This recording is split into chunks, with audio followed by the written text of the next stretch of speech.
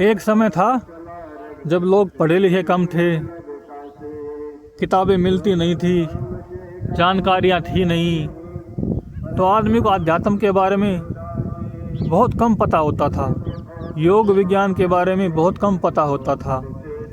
लेकिन जैसे पहले तो किताबें आई तब थोड़ी जानकारी बढ़ी, फिर किताबों का समय गया, टीवी आया, टीवी के बाद मोबाइल आया, मोबाइल में AI आई, तो जानकारियाँ इतनी ज़्यादा बढ़ गई हैं कि उनको संभालो तो संभलने में नहीं आती हैं।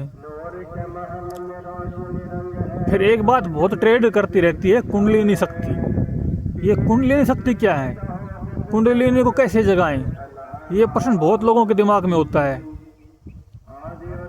तो सबसे पहली बात तो ये है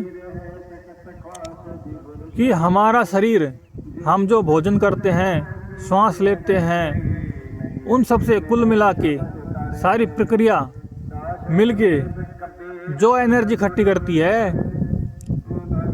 वो केंद्रित होती है, इकट्ठी होती है, मतलब स्टोर होती है, केंद्रित नहीं कह सकते, स्टोर होती है, उसका भंडारण होता है। और जिस जगह उस एनर्जी का भंडारण होता है उसको हम इन्वर्टर की तरह मान सकते हैं। जैसे इन्वर्टर लाइट इकट्ठी कर लेता है, लाइट जाने के बाद वो कुछ समय के लिए लाइट का ऑप्शन हाजिर कर देता है। ऐसे ही हमारी जो कुंडलिनी शक्ति है वो हमारे जो कमर प्रदेश है, जो हमारा मूलाधार और स्वादिष्टान चक्र हैं, वहाँ पे जितनी भी एनर्जी होती है वो इकट्ठी होती है। लेकिन वो एनर्जी इकट्ठित होती है और प्रकृति ने ऐसी व्यवस्था कर रखी है कि वो एनर्जी खर्च भी हो जाती है अपने आप ही।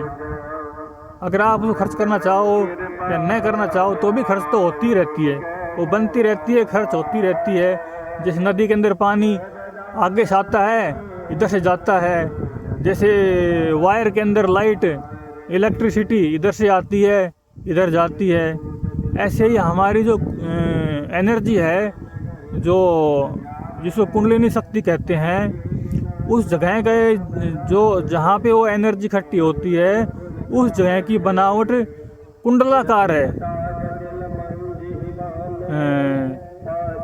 जैसे सांपनी वो कभी इकट्ठी होती है ना, गोल गोल हो जाती है, ऐसे इसलिए उसको सांपनी भी कहा है, नागनी भी कहा है कुंडलिनी शक्ति को, क्योंकि उसकी जो बनावट जगह की, वहाँ कोई नागनी वागनी नहीं है, उस जगह की जो बनावट है वो कुंडलाकार है, इसलिए उसको कुंडलिनी कहा है, और वहाँ एनर्जी इकट्ठी होती है। लेकिन जो आध्यात्मिक साधक होता है वो किसी भी ध्यान विधि का उपयोग करेगा, एनर्जी वहीं से ऊपर की ओर चढ़ेगी, सुषुम्ना खुलेगी, सुषुम्ना में वहीं से आगे की ओर बढ़ जाएगी।